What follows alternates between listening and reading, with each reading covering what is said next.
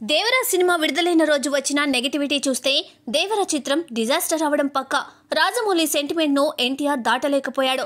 కొరటాల శివ ఆచార్య తర్వాత ఎన్టీఆర్ ఫ్యాన్స్ కొంప ముచ్చాడంటూ social media మొత్తం దేవరపై పడిపోయింది.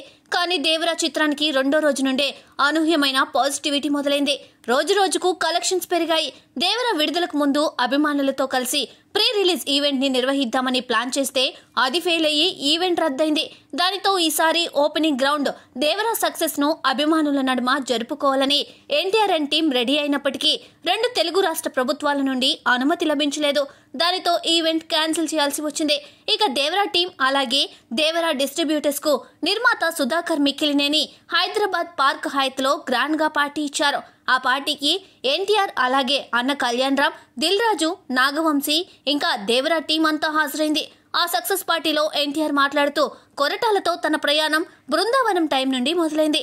ఇప్పుడు కొరటాల నా ఫ్యామిలీ మెంబర్ గా మారిపోయారు.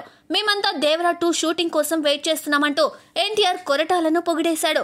అంతేకాదు అభిమానులను ఉద్దేశించి మాట్లాడుతూ ఈ జన్మలో మీకోసం ఏది చేసినా అది వడ్డీ మాత్రమే, వచ్చే జన్మలో మీ రుణం తీర్చుకుంటానంటూ ఎన్టీఆర్ అభిమానులు కూడా కూల్ చేసేశాడు. ఇక ఎన్టీఆర్ ఆర్ట్స్ అలా ఉండడానికి హరికృష్ణ కొసరాజు కారణం.